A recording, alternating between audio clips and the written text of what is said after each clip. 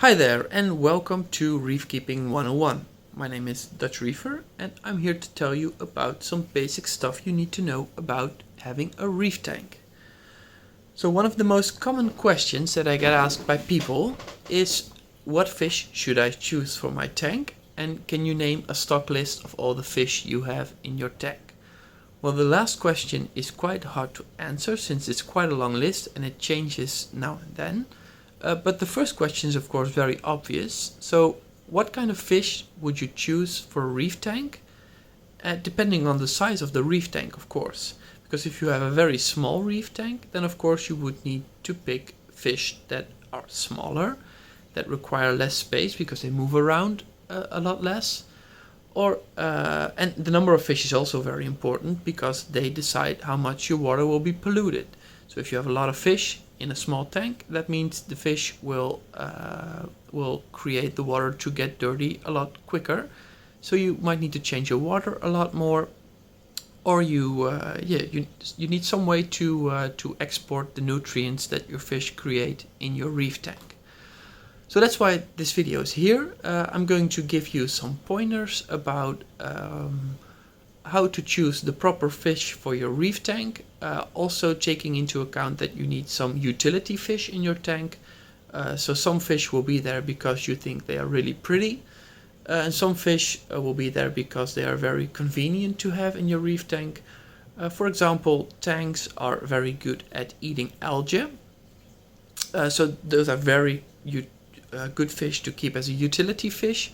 However, tanks also tend to get quite large, which makes them less perfect for smaller tanks.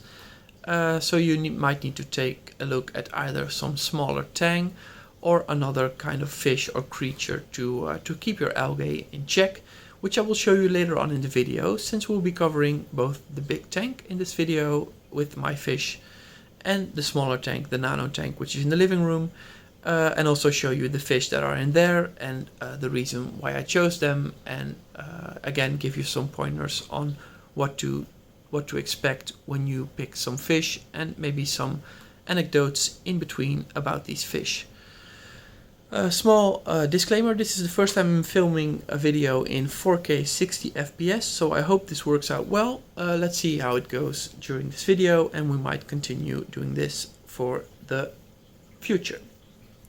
So first of all, as you can see in this reef tank, there's quite a lot of fish. The reason is that this tank is also pretty large. So this tank is about 1200 liters in the display, which is a little over 300 gallons. Which means you have quite some space to put in some larger fish. They will still create waste in the tank and make your nutrients go up, but then again you have a larger water volume, so it's easier for the tank to export it as well using the filtration in your sump. So the first question is, will you have a sump in your tank? If you don't have a sump, then your tank will be somewhat limited in the amount of nutrient export that you can do in your reef tank. So you can take less fish if you don't have a skimmer or at least a sump. Some people have hang-on skimmers in their tank, which are also on the back of the tank, which is also a good solution to still manage to export some nutrients. But if you don't have a skimmer, then the amount of fish you can have in your tank is limited, unless you do very regular water changes, which will have the same effect as a skimmer. So actually having a skimmer is one of the prerequisites, I'd say, it's my opinion, for having more than just one or two fish in your tank, since you want the waste from your fish to be exported from the tank. So I think the first subject that we can discuss for this tank is the amount of tangs. So tangs are very beautiful fish to keep in your tank, but as you can see in this tank, they also tend to get quite large. So if you look at this blue hippo tank, for example, this has been in my reef tanks for about 1.5–2 years. When I bought it, it was the size of a stamp, literally the size of a stamp, and now it's the size of a lot of stamps. It's actually already as large as this copper band, which has been in my tank for 6 years. So tanks grow pretty fast. That's definitely something to take into account when you buy a tank. Always make sure that you always look up how big will these fish end up being and how fast will they grow over time, because some fish might take a lot of time to grow into a large size fish, and some fish will do that in just a couple of months or a little under a year, which this blue hippo tang is a prime example of. These are fast growers and also fast swimmers. It's actually pretty special that we can film it for this long while it's being relatively calm, which is of course nice for this video, so thanks blue hippo tang. Of course, I also want to tell you the other side of the coin, because there's also tanks that grow a lot less fast or stay a lot smaller, and I'm going to try to show you my Tomini tang, which is a gray tang with yellow fins. It's on this side of the tank. I hope it stays on this side of the tank so you can see it right here. I'll zoom into it really quick so you know which tang I'm talking about. This tang has been in my tank for a lot longer than the blue hippo tang. This has actually been in my tank for 4 or maybe even 5 years, at least 4 years. And as you can see, it's still relatively small compared to, for example, the convict tang, which is right here, or the Desjardins, which is right here. So these Tomini tanks here, you can see the comparison. They tend to be a lot smaller and grow a lot slower. So if you're considering a tank and you have a smaller tank, then one of these is a good example to look up and see if it's the fish that you like for your tank. As I explained earlier, tanks are a good way of keeping your algae in your tank in check, so they're also a utility fish other than being just fairly beautiful and active fish in your reef tank. So tanks are an excellent choice, both for some visual appearance and also for removing some algae from your tank, since as you can see in this tank there's barely any algae aside from the occasional cyanoalgae, which is not related to normal green algae. So tanks, I think we can close the subject of tanks now. They like bigger tanks, and if you have a smaller tank, please do look up how large the tank you're looking into will get over time. So other fish which might seem adorable at first are, for example, the foxface. These are also typically sold as very small fish, which can look ideal also since they're good grazers, so they will also eat algae pretty fast and are pretty good at it. But as you can see, these fish also grow quite large over time. This is my third foxface. I've had smaller tanks before this large tank, and had to sell them over time because they got too large for my 300 liter tank and then too large for my 500 liter tank.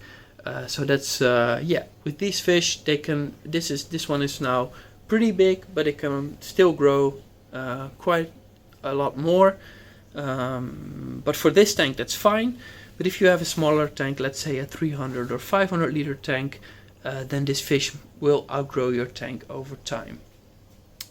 So it's always these two examples. I'll keep it at that, since well, we can discuss every fish in my tank, but in general, it's good to look up before you buy a fish. How large will it get over time?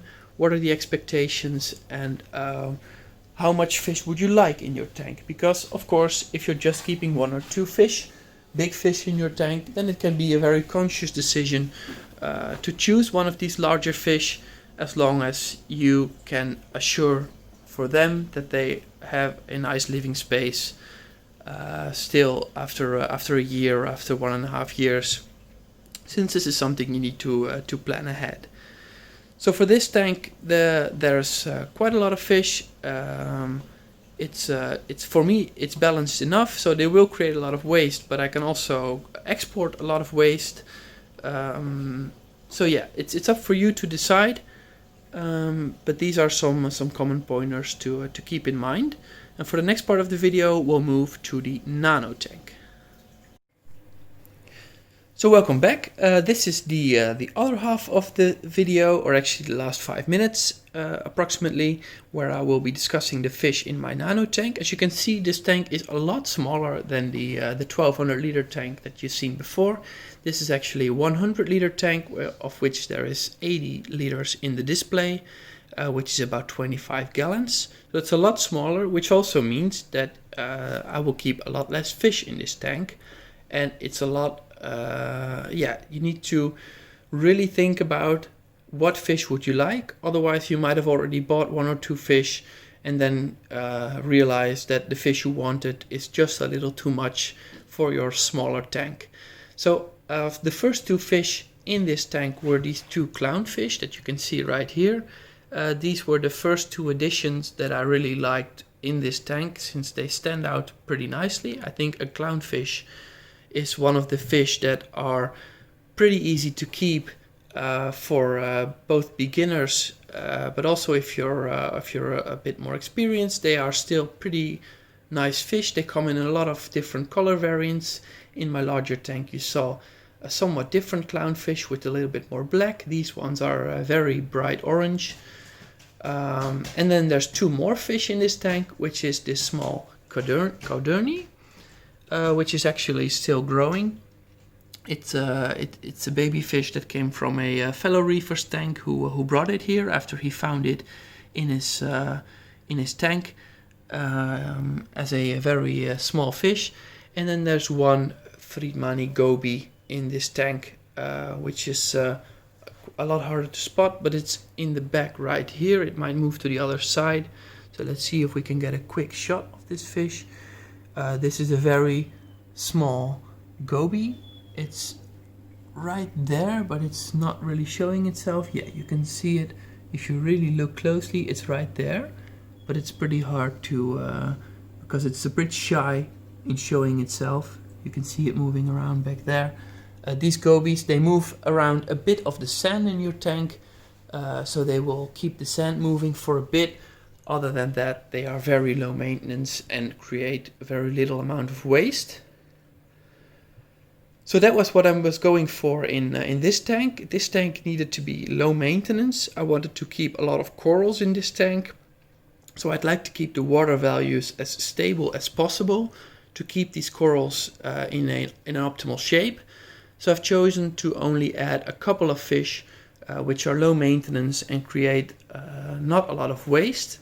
Which is a very conscious decision for upkeeping this tank. There's still some fish in there, so it looks nice, but not that much, so it will create waste and create instability in the tank.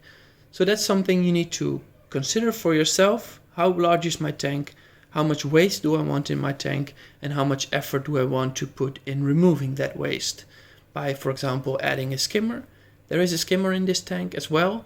So this tank has a small sump of about 20 liters or about 5 gallons, 6 gallons to export the nutrients. But other than that, I will not put any more fish in this tank because I want to keep it as beautiful as it is. So all in all, I think it comes down to the fact, what is the main goal of your tank? If you want to have a big fish tank with not a lot of corals, for example, my big tank, which you've just seen, then you can add some more fish, since the instability or the higher nutrient values in your tank won't matter as much. But if you also want to keep a lot of beautiful corals, for example in this tank, and especially if you want to keep more stony, small polyp stony corals, SPS, then stable water parameters are very important, and you want to keep it as stable and as low waste as possible.